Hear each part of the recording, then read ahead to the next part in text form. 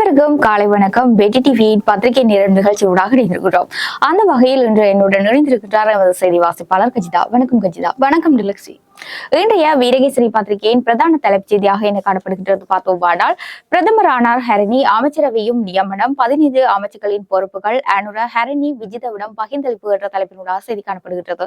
அதன் விரிவான செய்தியை பார்த்தோமானால், ஜனாதிபதி அன்றகுமார திசாநாயக்க தலைமையிலான இடைக்கால அரசாங்கத்தின் பிரதமர் மற்றும் அமைச்சரவை நியமனங்கள் நேற்று வழங்கப்பட்டன. பிரதமராக கலாநிதி ஹரணி அமரசூரிய நியமிக்கப்பட்டதுடன் 15 அமைச்சர்களின் பொறுப்புகள் ஜனாதிபதி அன்றகுமார திசாநாயக்க, பிரதமர் ஹரணி அமரசூரிய மற்றும் விஜித ஹேரத் ஆகியோரிடையே பகிரப்பட்டிருந்தது. ஜனாதிபதி செயலகத்தில் ஜனாதிபதி அன்றகுமார திசாநாயக்கவினால் நேற்று நியமனங்கள் வழங்கப்பட்டன. மேலும் ஜனாதிபதியாக அன்றகுமார திசாநாயக்க பதவியேற்றதை அடுத்து வெற்றிடமான பாராளுமன்ற உறுப்பினர் பதவிக்கு லக்ஷ்மண் நிவுடராஜி நியமிக்கப்பட்ட போதிலும் அவருக்கு அமைச்சு பதவிகள் எதுவும் வழங்கப்படவில்லை என்ற செய்தி காணப்படுகிறது.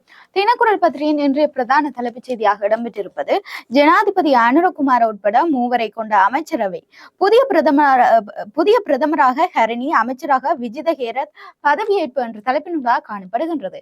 இதன் விரிவான செய்தியாக, ஜனாதிபதி அனுரகுமார திசாநாயக்க தலைமையிலான புதிய அமைச்சரவை நேற்று செவ்வாய்க்கிழமை பதவியேற்றது. இதன்போது தேசிய மக்கள் சக்தி பாராளுமன்ற உறுப்பினர் ஹரணி அமரசூரிய பிரதமராக பதவியேற்றார். ஜனாதிபதி செயலகத்தில் ஜனாதிபதி அனுரகுமார திசாநாயக்க முன்னிலையில் இவர் பதவி பிரமாணம் செய்தார். இதற்கமைய இலங்கையின் 16வது பிரதமராகவும் 3வது பெண் பிரதமராகவும் ஹரணி அமரசூரிய பதவியேற்றுள்ளார் என்ற செய்தி காணப்படுகின்றது. வீரகேசரி பத்திரிகையின் அடுத்த செய்தியாக, பாராளுமன்றத்தை கலைக்க ஏற்பாடு, ஜனாதிபதி இன்று நாட்டு மக்களுக்கு விசேட உரை என்ற தலைப்பினூடாக செய்தி காணப்படுகின்றது. பாராளுமன்றமானது நேற்று நள்ளிரவு முதல் கலைப்பதற்கான வர்த்தமானி அறிவித்தல் வெளியிடப்பட்டிருக்கின்றது. ஜனாதிபதி அனுரகுமார திசாநாயக்கவினால் கையொப்பமிட்டு அரசு அச்சகத்துக்கு அனுப்பி வைக்கப்பட்டுள்ளதாக தெரிவிக்கப்பட்டுள்ளது. இதற்கமைய நவம்பர் 14ஆம் தேதி பாராளுமன்ற தேர்தல் நடத்தப்பட உள்ளது. பாராளுமன்ற தேர்தலுக்காக அக்டோபர் 4ஆம் தேதி முதல் 11ஆம் தேதி வரையில் வேட்புமனு தாக்கல் இடம்பெறும். இதனையடுத்து நவம்பர் 14ஆம் தேதி தேர்தல் நடத்தப்படுவதுடன் நவம்பர் 21ஆம் தேதியில் புதிய நாடாளுமன்றம் பாராளுமன்றம் கூட உள்ளமையும் குறிப்பிடத்தக்கது என்ற செய்தி காணப்படுகின்றது. அதன் விரிவான செய்தியாகும். ஜனாதிபதி அனுரகுமார திசாநாயக்க இன்று புதன்கிழமை நாட்டு மக்களுக்கு விசேட உரையாற்ற உள்ள நிலையில் பாராளுமன்றம் நேற்று நள்ளிரவு கலைக்கப்பட ஏற்பாடாகியிருந்தது. இது தொடர்பில் தேசிய மக்கள் சக்தி அரசாங்கத்தின் உறுப்பினர்கள் பலரும் கருத்துக்களை முன்வைத்தனர்.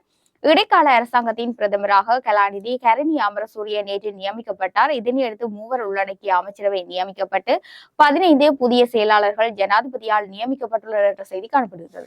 அடுத்த செய்தியாக, அடுத்த தேர்தலுக்கு அனைவரும் தயார், 1100 கோடி ரூபாய் தேவை என்ற தலைப்பினூடாக காணப்படுகின்றது. இதன் விரிவான செய்தியாக, பாராளுமன்றத்தை கலைப்பது தொடர்பான தீர்மானம் இறுதி செய்யப்பட்டுள்ள நிலையில் பாராளுமன்ற தேர்தலை நடத்துவது தொடர்பில் தேர்தல் ஆணைக்குழுவும் பாராளுமன்ற தேர்தலில் வெற்றி பெறுவது தொடர்பில் கட்சிகளிடையும் விவாதங்கள் ஆரம்பிக்கப்பட்டுள்ளன என்ற செய்தி காணப்படுகின்றது.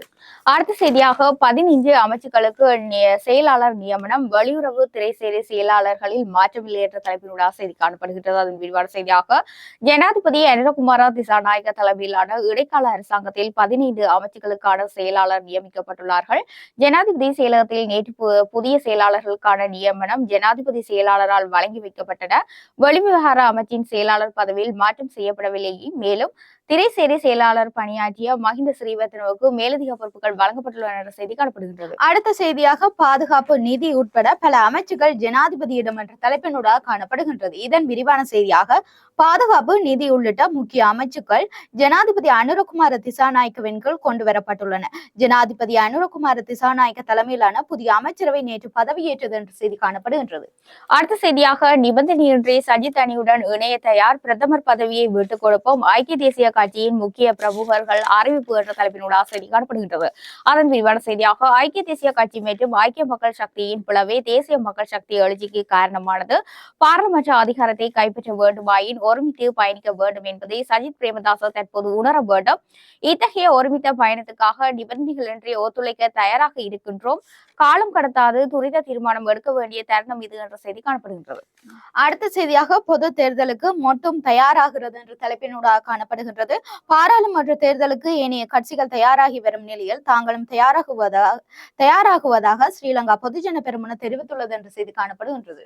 அடுத்த செய்தியாக, பொது தேர்தலில் போட்டியிட மாட்டேன், தேசிய பட்டியலிலும் வரேன், ரணில் அறிவிப்பு என்ற தலைப்பினூடாக செய்தி காணப்படுகின்றது. அதன் விரிவான செய்தியாக, முன்னாள் ஜனாதிபதி ரணில் விக்ரமசிங்கா பொது தேர்தலில் போட்டியிட போவதில்லை என்றும் தேசிய பட்டியலூடாக பாராளுமன்றத்துக்கு பிரவேசிக்க போவதில்லை எனவும் தீர்மானித்துள்ளதாக ஐக்கிய தேசிய கட்சியின் பிரதி தலைவர் ருவான் விஜயவர்தன தெரிவித்தார். ஜனாதிபதி தேர்தல் முடிவுகள் வெளியிட்டதை அடுத்து நேற்று முன்தினம் திங்கட்கிழமை முன்னாள் ஜனாதிபதி இதனை வெளியிட்டார் என்ற செய்தி காணப்படுகின்றது.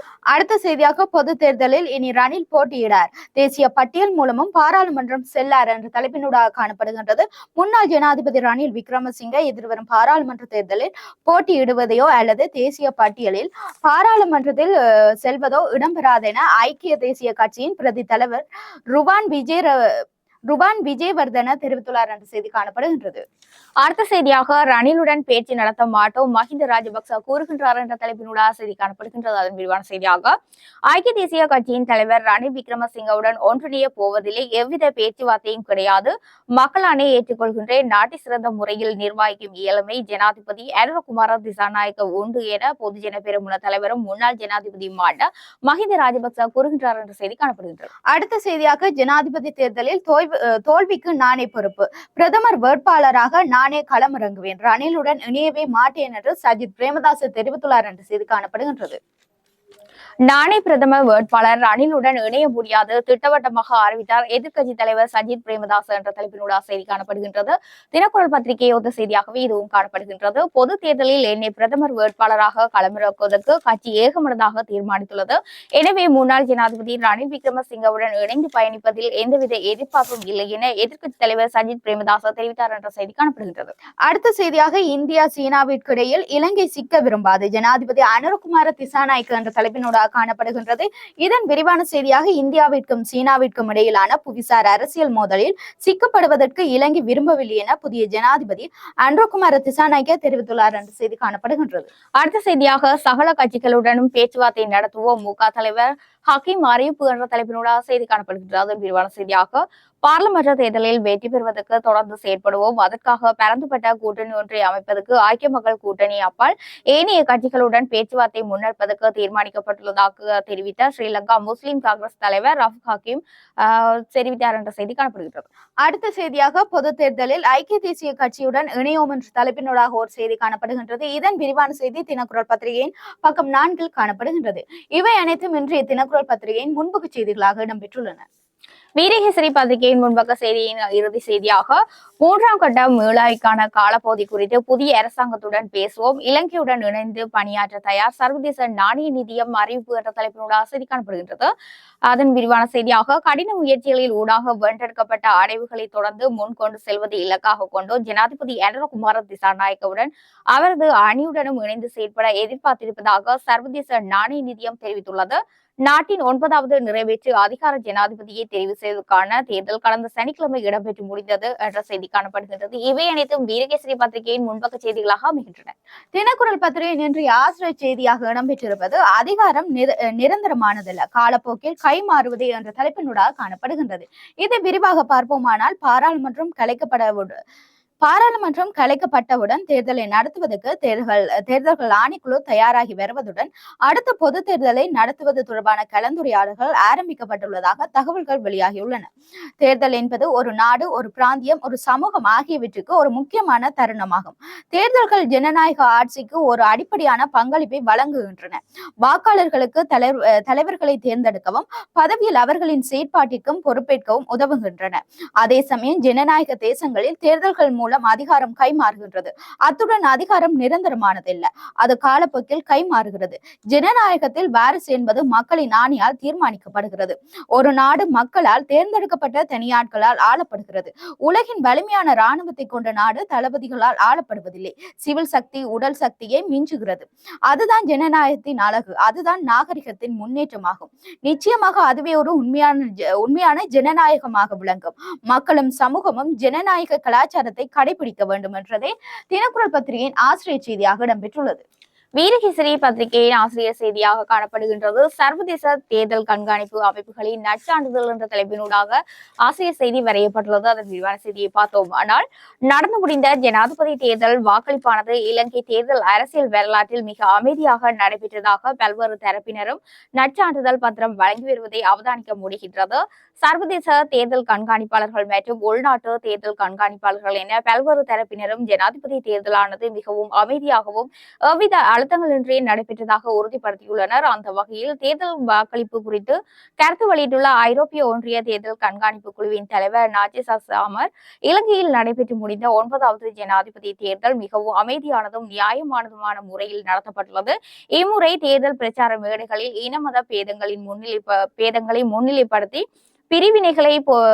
பிரிவினைகளை ஏற்படுத்தக்கூடியவாறு விடயங்களை பேசாமல், பொருளாதார மீழ்ச்சி, மக்களின் அன்றாட பிரச்சனைகள் போன்ற அவசியமான விடயங்கள் எதிரொலித்தமை மிகவும் ஆரோக்கியமான விடயம் என்று பாராட்டியுள்ளார். மேலும் தேர்தலை நடத்துவதில் தேர்தல் ஆணைக்குழு வெளிப்படைத்தன்மையுடன் செயற்திறன் மிக்க வகையில் உரிய நியமங்களுக்கு அமைவாக மிக சிறப்பாக செயற்பட்டது. ஆணைக்குழுவின் செயற்பாடு தொடர்பில் எந்த ஒரு தருணத்திலும் எந்தவித சந்தேகமும் ஏற்படாத வண்ணம் செயற்பாடுகள் முன்னெடுக்கப்பட்டிருந்தன என்ற ஆசிரியர் தலையங்கத்தினோட ஆசிரியர் செய்தி காணப்படுகின்றது. தினக்குரல் பத்திரிகையின் இன்றைய உலக செய்தியாக இடம்பெற்றிருப்பது ஐநா கூட்டத்தில் முகமது யூனுஸ் பங்கேற்க எதிர்ப்பு, நியூயார்க்கில் பங்களாதேஷவர்கள் போராட்டம் என்ற தலைப்பினூடாக காணப்படுகின்றது. இதை விரிவாக பார்ப்போமானால், ஐநா பொதுச்சபை கூட்டத்தில் பங்களாதேஷின் பிரதிநிதியாக அந்நாட்டின் தலைமை ஆலோசகர் முகமது யூனுஸ் பங்கேற்க எதிர்ப்பு தெரிவித்து பங்களாதேஷ் மக்கள் போராட்டத்தில் ஈடுபட்டனர். பங்களாதேஷில் ஏற்பட்ட மாணவர் போராட்டத்தை அடுத்து அந்நாட்டின் பிரதமர் ஷேக் ஹசீனா பதவியை ராஜினாமா செய்துவிட்டு இந்தியாவுக்கு தப்பி சென்றுள்ளார். இதையடுத்து அமைதிக்கான நோபல் பரிசு பெற்ற முகமது யூனுஸ் பங்களாதேஷின் தலைமை ஆலோசகராக பதவியேற்றார். நியூயார்க்கில் நடைபெற்று வரும் ஐக்கிய நாடுகள் பொதுச்சபையில் பங்களாதேஷின் சார்பில் பங்கேற்க முகமது யூனுஸ் வந்துள்ள நிலையில் அவருக்கு எதிர்ப்பு தெரிவித்து ஏராளமான பங்களாதேசத்தவர்கள் ஆர்ப்பாட்டத்தில் ஈடுபட்டனர் என்ற செய்தி காணப்படுகின்றது.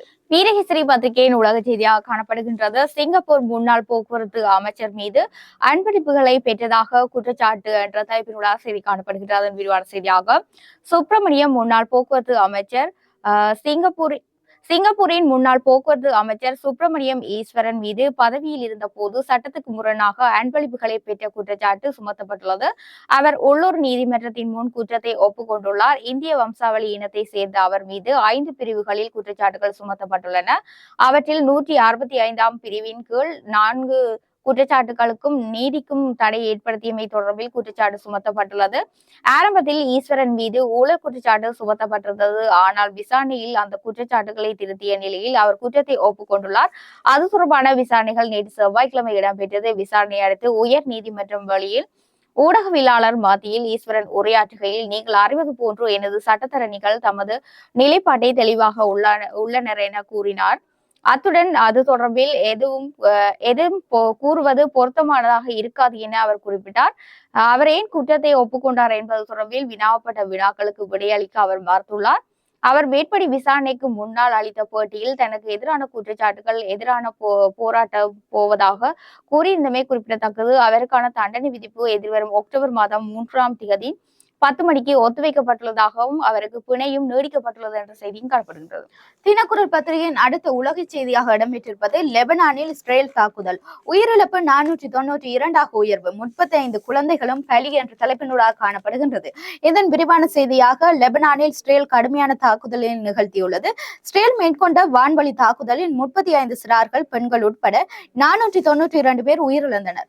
1645க்கும் மேற்பட்டோர் காயமடைந்தனர். இஸ்ரேல் மீது ஹிஸ்புல்லாக்களும் லெபனான் மீது இஸ்ரேலும் தொடர்ந்து தாக்குதல் நடத்தி வரும் நிலையில் கடந்த வாரம் லெபனானில் பரவலாக ஹிஸ்புல்லா ஆயுத குழுவை சேர்ந்தோர் பயன்படுத்தும் தொலைத்தொடர்பு சாதனங்களான பேஜர்கள் மற்றும் வாக்கிடாக்கிகள் சைபர் பலி தாக்குதல்கள் மூலம் வெடிக்க செய்யப்பட்டன என்ற செய்தி காணப்படுகின்றது.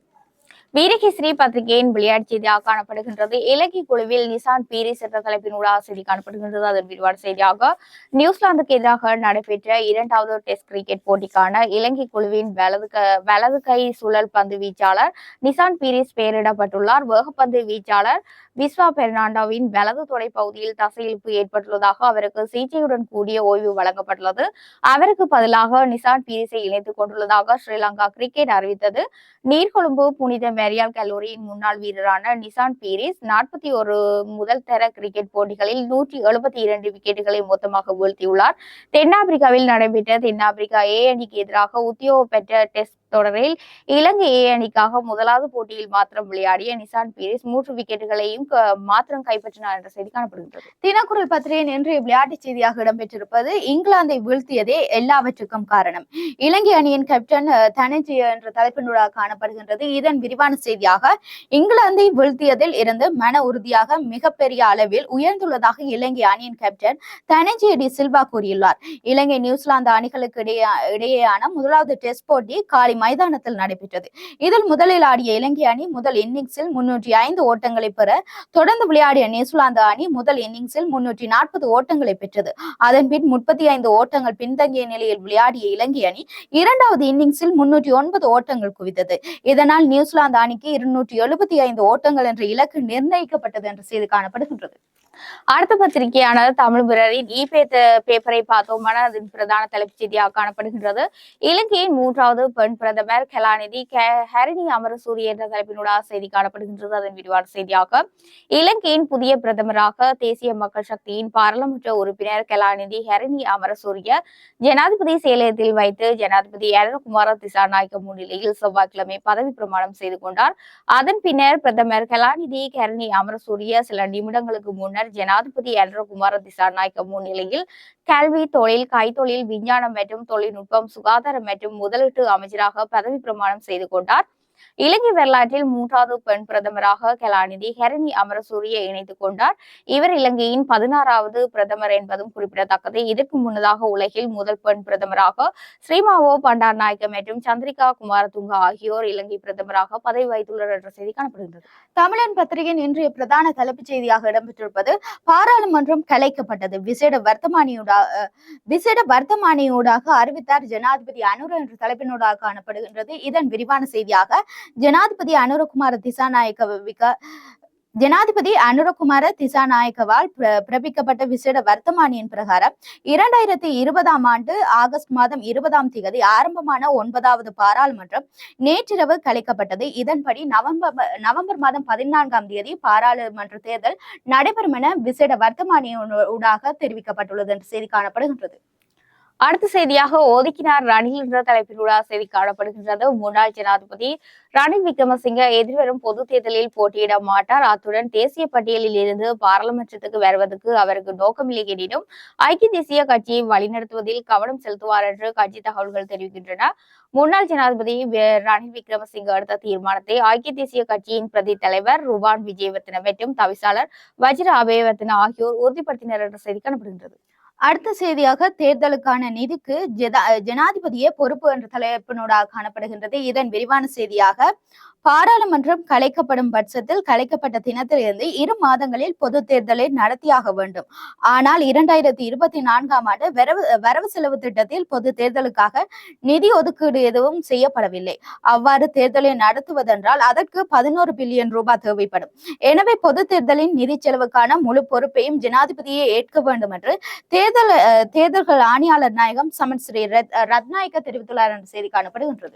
அடுத்த செய்தியாக ஐக்கிய தேசிய கட்சி கூட்டணியில் பொட்டு இணையாது என்ற தலைப்பினூடாக செய்தி காணப்படுகின்றது. அதன் விரிவான செய்தியாக ஸ்ரீலங்கா பொதுஜன பெரமுன அடுத்த பொது தேர்தலுக்காக ஐக்கிய தேசிய கட்சி உருவாக்கும் கூட்டணியில் இணையாது என அந்த முன்னணியின் தலைவர் மஹிந்த ராஜபக்ச செவ்வாய்க்கிழமை தெரிவித்திருந்தார். பத்திரமுள்ள நெல்லும் மாவட்டத்தில் அமைந்துள்ள ஸ்ரீலங்கா பொதுஜன பெரமுனவின் தலைமை காரியாலயத்தில் நேற்றைய தினம் நடைபெற்ற அரசியல் பீட கூட்டத்தின் பின்னர் ஊடகங்களுக்கு கருத்து தெரிவிக்கும் போதே அவர் இவ்வாறு குறிப்பிட்டார் என்ற செய்தி காணப்படுகின்றது. அடுத்த செய்தியாக பிரதமராக ஹரிணி பதவியேற்பு, புதிய அமைச்சரவையும் நியமனம் என்ற தலைப்பினூடாக காணப்படுகின்றது. இதன் விரிவான செய்தியாக இலங்கை சோசலிச குடியரசின் புதிய பிரதமராக கலாநிதி ஹரிணி அமரசூரிய நேற்று 9வது நிறைவேற்ற அதிகாரம் கொண்ட ஜனாதிபதி அனுரகுமார் திசாநாயக்க முன்னிலையில் பதவி பிரமாணம் செய்து கொண்டார் என்ற செய்தி காணப்படுகின்றது. அடுத்த செய்தியாக ரணிலுடன் சஜித் இணைய மாட்டார், சஜித்தே பிரதம வேட்பாளர் என்ற தலைப்பினூடாக செய்தி காணப்படுகின்றது. அதன் விரிவான செய்தியாக பொது தேர்தலில் ஐக்கிய தேசிய கட்சியுடன் இணைய வேண்டாம் என்று பொது தேர்தலில் அதன் தலைவர் சஜித் பிரேமதாசவை பிரதம வேட்பாளராக நிறுத்தவும் ஐக்கிய மக்கள் சக்தியின் மூத்த தலைவர்கள் தீர்மானித்துள்ளதாக கட்சியின் பேச்சாளர் ஒருவர் தெரிவித்துள்ளார். இந்நிலையில் எதிர்வரும் பொது தேர்தலுக்கான ஐக்கிய மக்கள் சக்தியின் பிரதம வேட்பாளராக எதிர்க்கட்சி தலைவர் சஜித் பிரேமதாச உத்தியோகபூர்வமாக நியமிக்கப்பட்டுள்ளார். இந்த தீர்மானத்துக்கு ஐக்கிய மக்கள் சக்தி கட்சி தலைவர்கள் கூட்டத்தில் ஏகமனதாக ஒப்புதல் அளிக்கப்பட்டுள்ளது. ஐக்கிய மக்கள் சக்தியின் தலைவர்களில் கூட்டம் அதன் தலைவர் சஜித் பிரேமதாச தலைமையில் ஏத்துக்கோட்டையில் உள்ள கட்சி அலுவலகத்தில் நேற்றைய தினம் நடைபெற்றது என்ற செய்தி காணப்படுகிறது. அடுத்த செய்தியாக விபரீத விளையாட்டு இனிமேலும் வேண்டாம் தமிழ் பொது கட்டமைப்பினருக்கு சுமந்திரன் அறிவுரை என்ற தலைப்பினூடாக காணப்படுகின்றது. இதன் விரிவான செய்தியாக நடைபெற்று முடிந்த ஜனாதிபதி தேர்தலில் வெறும் 1.69% வாக்குகளை பெற்றதன் மூலம் அரியநேத்திரன் தமிழ் மக்களால் ஒரு பொருட்டாகவே கருதப்படவில்லை என்பது நிரூபணமாயிருக்கிறது.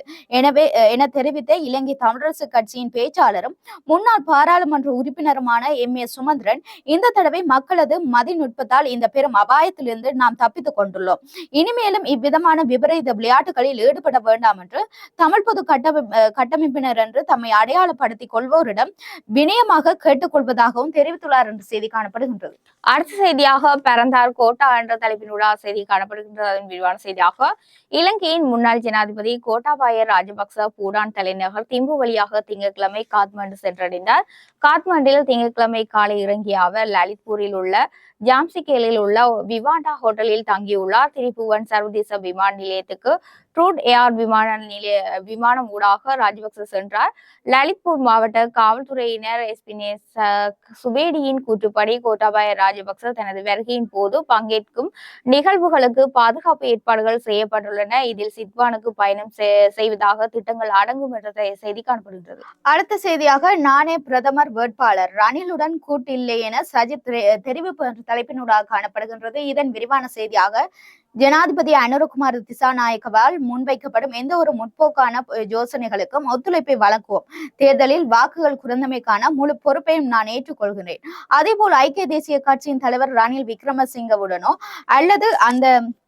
அல்லது அந்த குழுவினருடனோ ஒருபோதும் இணைந்து செயற்பட போவதில்லை. மேலும் அடுத்த பொது தேர்தலில் பிரதமர் வேட்பாளராக நானே போட்டியிட வேண்டும் என்றும் எனது தலைமையிலேயே தேர்தல் நடவடிக்கைகள் முன்னெடுக்கப்பட வேண்டும் என்றும் கட்சி ஏகமனதாக தீர்மானித்துள்ளது என்று ஐக்கிய மக்கள் சக்தியின் தலைவர் சஜித் பிரேமதாஸ் தெரிவித்துள்ளார் என்ற செய்தி காணப்படுகின்றது. அடுத்த செய்தியாக ஜனாதிபதியுடன் இணைந்து பணியாற்ற IMF விருப்பம் என்ற தலைப்பினுடைய செய்தி காணப்படுகின்றது. அதன் விரிவான செய்தியாக இலங்கையின் புதிய ஜனாதிபதி அனுரகுமாரவுடன் இணைந்து பணியாற்ற எதிர்பார்த்துள்ளதாக சர்வதேச நாணய நிதியம் தெரிவித்துள்ளது. இலங்கையின் $3 பில்லியன் பிணை எடுப்பு பொதியில் சமீபத்திய மீளாய்வு தொடர்பில் அவ்வமைப்பு அறிவித்துள்ளது. ஜனாதிபதி அனுரகுமார திசாநாயக்க திங்கட்கிழமை பதவி பிரமாணம் செய்து கொண்ட பின்னர் IMF ஆதரவு வேலை திட்டம் 3வது மீளாய்வுக்கான நேரம் குறித்து புதிய நிர்வாகத்துடன் கூடிய விரைவில் கலந்துரையாடுவோம் என அந்த அமைப்பு தெரிவித்துள்ளது என்ற செய்தி காணப்படுகின்றது. அடுத்த செய்தியாக பொது தேர்தலில் போட்டியிட மாட்டார் ரணில், தேசிய பட்டியலிலும் வரமாட்டார் என்கிறார் ரூபன் என்ற தலைப்பினூடாக காணப்படுகின்றது. இதை விரிவாக பார்ப்போமானால், நாட்டின் முன்னாள் ஜனாதிபதியாக ரணில் விக்ரமசிங்க அவரது கடமைகளை முறையாக நிறைவேற்றியுள்ளதால் அவர் அடுத்த பாராளுமன்ற தேர்தலில் போட்டியிடவோ பாராளுமன்றத்துக்கு வரவோ மாட்டார். அதற்கான எதிர்பார்ப்பும் அவருக்கு இல்லை என்று ஐக்கிய தேசிய கட்சி அறிவித்துள்ளது என்ற செய்தி காணப்படுகின்றது. இவை அனைத்தும் இன்றைய தமிழன் பத்திரிகையின் முன்பக்க செய்திகளாக இடம்பெற்றுள்ளன.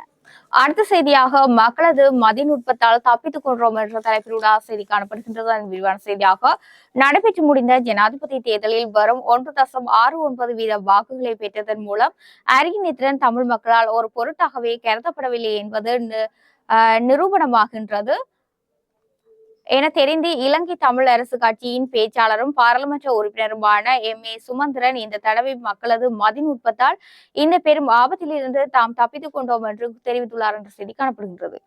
தமிழன் பத்திரிகையின் இன்றைய ஆசிரியர் செய்தியாக இடம்பெற்றிருப்பது தேர்தலும் தமிழ் பேசும் மக்கள் சமூகமும் என்ற தலைப்பினூடாக காணப்படுகின்றது. இதை விரிவாக பார்ப்போமானால், நடந்து முடிந்த ஜனாதிபதி தேர்தல் தொடர்பில் பல்வேறு தரப்பினரால் பல்வேறுபட்ட விமர்சனங்கள் முன்வைக்கப்பட்டு வருகின்றன. சாதாரண கிராமத்தில் பிறந்த அனுரகுமார விஸ்வரூபம் எடுத்திருப்பது, காலாகாலம் பிரதான மேட்டுக்குடி முதலாளித்துவ வாதம் சார்ந்த வேட்பாளர்களை ஆதரித்து பழகிய பெரும்பான்மை வாக்காளர்களுக்கு அதிர்ச்சியை கொடுத்திருப்பது பகிரங்கமாகவே தெரிகிறது. இடதுசாரி சிந்தனை கொண்ட வேட்பாளரை பெரும்பான்மை சிங்கள மக்கள் ஆதரித்திருக்கிறார்கள். 35 லட்சம் வாக்காளர்கள் வாக்களிக்கவில்லை. சுமார் 3 லட்சத்துக்கும் அதிகமான வாக்குகள் நிராகரிக்கப்பட்டுள்ளன. இனவாத ரீதியான பரப்புரைகள் செய்யப்படவில்லை. வன்முறைகள் எதுவும் இடம்பெறவில்லை என்றாலும் தேர்தலை ஒட்டிய விடயங்களை கூறிக்கொண்டே போகலாம். இந்த தேர்தலில் அனுரகுமார 50% வாக்குகளை பெறாவிட்டாலும் வெற்றிக்கான தகுதியை அவர் பெற்றுவிட்டார். சிங்கள மக்கள் பெரும்பான்மையாக வாழும் பகுதிகளில் அனுரவுக்கு பெரும் ஆதரவு கிடைத்துள்ளது. தமிழர்களின் வாக்குகள் சஜித்துக்கு எதிர்பார்க்காத அளவில் கிடைத்துள்ளதும் கவனிக்கப்பட வேண்டியது. ராஜபக்சகளின் சகாக்களை அருகில் வைத்துக் கொண்டதாலோ என்னவோ ரணிலுக்கு 3வது இடத்துக்கே வர முடிந்தது. கோட்டாபய ராஜபக்சவின் 69 லட்சம் வாக்குகளில் அரைவாசி அனுர பக்கம் திரும்பி இருப்பதை தேர்தல் முடிவுகளால் உணர முடிகின்றது என்பதே தமிழன் பத்திரிகையின் ஆசிரியர் செய்தியாக இடம்பெற்றுள்ளது. அடுத்த செய்தியாக மகளை வன்புணர ஒத்துழைத்த பெற்றோர் சிறுமியை பரிசோதித்த JMO சிறுமி 6 மாத கர்ப்பமாக இருப்பதை உறுதி செய்தார் என்ற தலைப்பிலூடாக செய்தி ஒன்று காணப்படுகின்றது. அதன் விரிவான செய்தியாக தமது 15 வயது மகளை பாலியல் வன்புணர்வுக்கு உட்படுத்துவதற்கு உதவியாக கூறிய போலீஸ் அதிகாரி ஒருவரும் அவரது மனைவிக்கும் எதிராக நீதிமன்றத்திற்கு கவனத்துக்கு கொண்டு வரப்பட்டுள்ளது. சிறுமியை பாலியல் வன்புணர்வுக்கு உட்படுத்திய நபர் போலீசாரால் கைது செய்யப்பட்டு கெப்திகுலாவ மாவட்ட நீதிபதி நீதவான் முன்னிலையில் சுகன் காஞ்சன தசாநாயக்க முன்னிலையில் முன்னிறுத்தப்பட்டு செப்டம்பர் 26ஆம் தேதி வரையில் விளக்கமறையில் வைக்கப்பட்டுள்ளார். 32 வயதான சந்தேக நபர் பதவிய பிரதேசத்தை சேர்ந்தவர் ஆவார். சந்தேக நபர் சிறுமியை வன்புணர்வுக்கு உட்படுத்துவதற்கு பெற்றோர் அனுமதித்ததாகவும் அவர் கர்ப்பத்தை அவள் 6 மாத கர்ப்பிணியாக இருந்த போது பாடசாலைக்கு சென்றதாகவும் போலீஸ் நீதிமன்றத்தில் தெரிவித்துள்ளது என்ற செய்தி காணப்படுகின்றது. அடுத்த செய்தியாக முட்டை விலை குறைந்தது என்ற தலைப்பினூடாக செய்தி காணப்படுகின்றது. அதன் விரிவான செய்தியாக முட்டை ஒன்றின் விலை திடீரென 10 ரூபாவால் குறைந்துள்ளதாக அகில இலங்கை முட்டை வியாபாரிகள் சங்கம் தெரிவித்துள்ளது. இதனையடுத்து 28 ரூபாய் தொடக்கம் 30 ரூபாய்க்கு முட்டை விற்பனை செய்யும் என அச்சங்கத்தின் செயலாளர் அனுரஸ்ரீ மாரசிங்க தெரிவித்துள்ளார் என்ற செய்தி காணப்படுகின்றது. இன்றைய தினம் பத்திரிகையில் வெளிவந்த செய்திகள் அனைத்தையும் பார்த்திருந்தோம். நாளைய தினம் பத்திரிகை நேர நிகழ்ச்சியினூடாக இணைந்து கொள்ளும் வரை உங்களிடமிருந்து விடைபெறும் நாங்கள் டிலக்ஷிகா ரவிச்சந்திரன், கஜிதா திருநாவுக்கரசு. வணக்கம்.